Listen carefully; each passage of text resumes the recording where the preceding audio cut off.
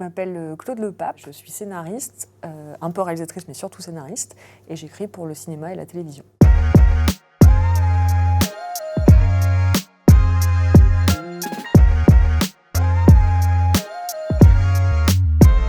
Donc là, en l'occurrence, c'est là où vit Hubert Charwell, le réalisateur du film, et où il a tourné tous ses courts-métrages. Il vient de là, il a tourné tous ses courts-métrages et son long-métrage dans ce coin-là. Et du coup, il avait envie de reparler des personnages dont il avait parlé il y a 15 ans, 10 ans, pour savoir que sont-ils devenus aujourd'hui. Donc voilà, des bandes de jeunes mecs un peu paumés, ouais.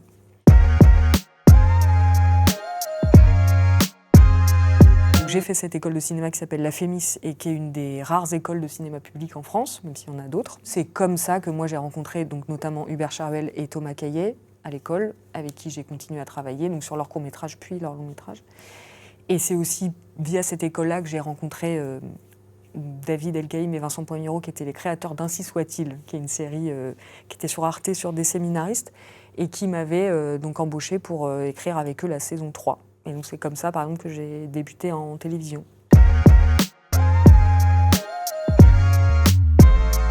On peut s'entraîner à faire des films avec pas grand-chose, avec un téléphone, on peut arriver à faire des choses qui sont vraiment bien. Si c'est des postes dits techniques qui intéressent, le son, l'image, le montage, de faire des BTS, et ça, il y en a partout en France. Il y a des écoles de cinéma aussi qui sont...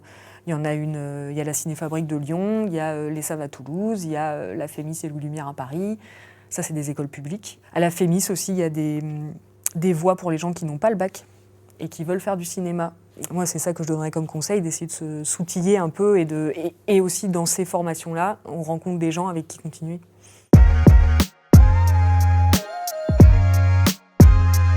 Luc-sur-Mer, parce que quand je reviens, on va toujours à Luc parce que c'est pas très loin de Caen. Ma famille habite à Caen. Il y a toujours des lumières qui sont très belles, la mer elle est toujours très belle.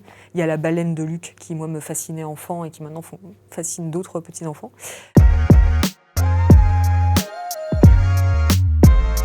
L'œuvre multiple d'une autrice-actrice qui s'appelle Lorraine Marx, et qui fait des petites vidéos sur Instagram où elle détaille des livres voilà, d'autres gens, elle chronique des livres, mais en réalité elle est surtout autrice de textes qui sont vraiment hyper beaux, qu'on peut trouver à lire, mais elle est aussi sur scène où elle joue ses textes. Et voilà, je dirais Lorraine Marx.